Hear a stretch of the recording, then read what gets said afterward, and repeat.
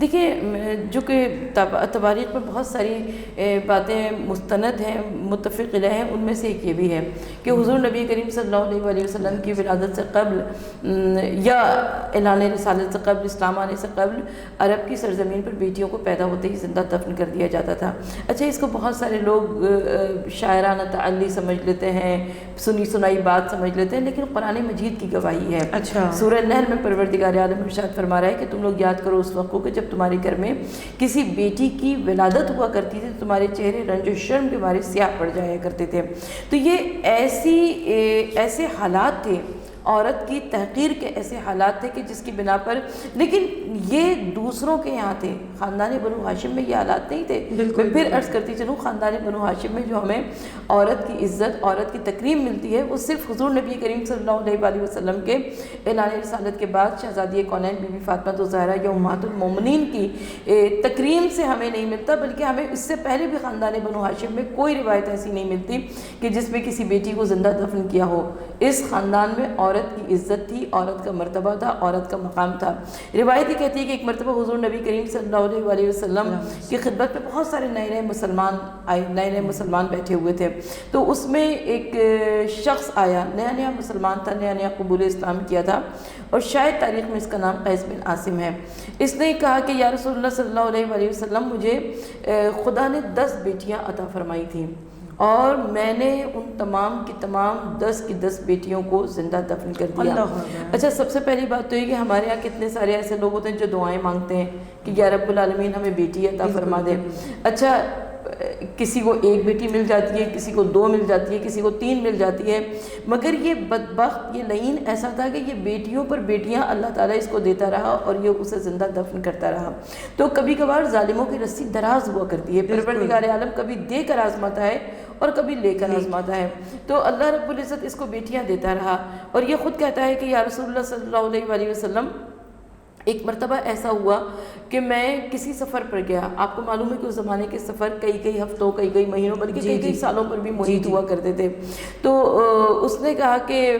یا رسول اللہ صلی اللہ علیہ وآلہ وسلم، مجھے نہیں معلوم تھا کہ میری بیوی حمل سے ہے۔ میں سفر کے اوپر چلا گیا، جب کئی مہینوں کے بعد واپس آیا تو میں نے دیکھا کہ گھر میں ایک چھوٹی سی بچی کھیل رہی ہے۔ یہ کئی سالوں کے بعد واپس آیا تھا، تو اس نے دیکھا کہ ایک چھوٹی سی بچی کھیل رہی ہے۔ اب اس نے زوجہ سے پوچھا کہ یہ کس کی بچی ہے؟ اب وہ جو کہ بدبخت کئی بیٹیوں کو زندہ دفن کر چکا ہو، تو ماں ہوتی ہے، ماں کا دل ہوتا ہے، کیسے ماں بتا دے کہ یہ تمہاری بیٹی ہے؟ ماں نے کہا کہ یہ پڑوسیوں کی بیٹی ہے، پڑوس سے آئی ہے۔ اچھا، اب یہ انتظار کرتا رہا کہ کب یہ بچی اپنے گھر جائے گی، یہاں تک کہ رات کا اندھیرا ہو گیا۔ اب وہ پڑوسیوں کی بچی ہوتی تو پڑوسیوں کے گھر جاتی، جب وہ اسی گھر میں رہ گئی تو اس کے بعد اس نے قسم دے کر اپنی زوجہ سے پوچھا۔ اس کی زوجہ نے ڈرتے ڈرتے بتایا، کہا کہ ہاں، یہ تمہارے ہی سفر پر جانے کے بعد پیدا ہوئی ہے اور یہ تمہاری ہی بیٹی ہے۔ اب یہ کہتا ہے کہ میرے اوپر رنج نے، شرم نے، غیرت نے غلبہ کیا، اور میں پوری رات یہ سوچتا رہا کہ جب خاندان والے آئیں گے، قوم قبیلے والے آئیں گے، رشتہ دار آئیں گے، تو وہ کہیں گے کہ تو نے اتنی بیٹیوں کو زندہ دفن کیا، پھر اللہ نے تجھے بیٹی ہی عطا کر دی۔ اب یہ کہتا ہے کہ جب صبح نمودار ہوئی تو میں نے ایک ہاتھ میں بیلچہ اٹھایا اور ایک ہاتھ میں اس بچی کا ہاتھ تھاما، چھوٹی سی بچی تھی، اور وہ کہتا ہے کہ میں صحرا میں، جنگل میں، بیابان میں نکل گیا، اور وہاں پر جا کر میں نے گڑھے کو کھودنا شروع کیا، مٹی کو نکالنا شروع کیا۔ اچھا، بچی بہت چھوٹی سی تھی، لیکن کیونکہ ماں نے بتا دیا تھا کہ یہ تمہارے بابا ہیں، تو وہ کہتا ہے کہ جب میں مٹی نکالتے نکالتے تھک جاتا تھا تو ایک طرف بیٹھ جاتا تھا، وہ بچی اپنے ننھے ہاتھوں سے میرے سر کو دباتی تھی، میری زلفوں میں شانہ کرتی تھی، کہتی تھی، پوچھتی تھی، بابا جان کہ آپ تھک گئے؟ یہاں تک کہ وہ ایک گڑھا کھود کر تیار ہو گیا، اور جب وہ گڑھا تیار ہو گیا تو وہ کہتا ہے کہ میں نے اپنی بچی کو اس میں ڈالا اور اس کے اوپر مٹی ڈالنے لگا، تو وہ بچی اس وقت مجھے آواز دے رہی تھی۔ تو روایت یہ کہتی ہے کہ جب آقا صلی اللہ علیہ وآلہ وسلم نے اس واقعے کو سنا تو رحمت للعالمین رسول کی آنکھوں سے آنسو بہنے لگے، اور آقا صلی اللہ علیہ وآلہ وسلم نے ارشاد فرمایا کہ پروردگار عالم ارحم الراحمین ہے، وہ تمہارے گناہوں کو معاف فرمانے والا ہے، لیکن اب تم برائے خدا میرے پاس سامنے نہ آنا، اس لیے کہ جب میں تمہاری شکل دیکھوں گا تو مجھے یہ تمہارا گناہ یاد آئے گا۔ تو حضور نبی کریم صلی اللہ علیہ وآلہ وسلم نے عورت کی عزت، عورت کا مرتبہ، عورت کی منزلت میں اضافہ فرما دیا۔ میں یہ کہتی ہوں کہ آج قائم ٹی وی کے زیر اہتمام اس پروگرام میں بات کرتے ہوئے کہ ہم کو اللہ کا شکر ادا کرنا چاہیے کہ ہم آقائے دو جہاں صلی اللہ علیہ وآلہ وسلم کی امت میں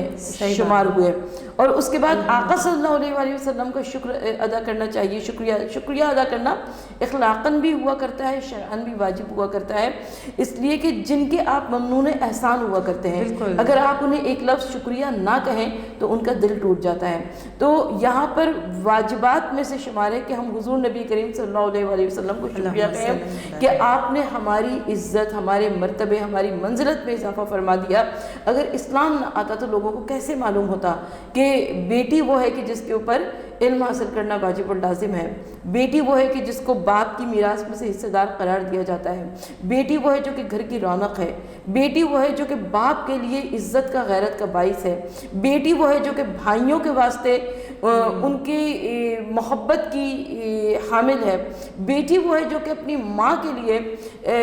ایک سہیلی بن جاتی ہے، ان کے دل کا حال سنتی ہے۔ تو اللہ تعالیٰ نے جب بیٹی عطا فرمائی، دختر عطا فرمائی، اور ہمارے ہاں عموماً عام طور پر ایک مصرع کہا جاتا ہے کہ وجود زن سے تصویر کائنات میں رنگ، تو یاد رکھیے کہ کوئی عورت سب سے پہلے بیٹی ہوا کرتی ہے، صحیح بات، سب سے پہلے بیٹی ہوا کرتی ہے، بہن ہوا کرتی ہے، اس کے بعد وہ بیوی بنتی ہے، اس کے بعد ماں بنتی ہے، اور اس کے بعد اس کی ذات سے جو ہمیں رنگینیاں نظر آتی ہیں، جو دل آفرینیاں نظر آتی ہیں، جو رانائیاں نظر آتی ہیں، کہ جس سے نہ صرف یہ کہ اس کا گھر معطر ہوتا ہے بلکہ اس کے تمام تر رشتے بھی خوشبو سے معطر ہو جاتے ہیں۔ ایک عورت کا کردار اتنا عظیم ہوتا ہے۔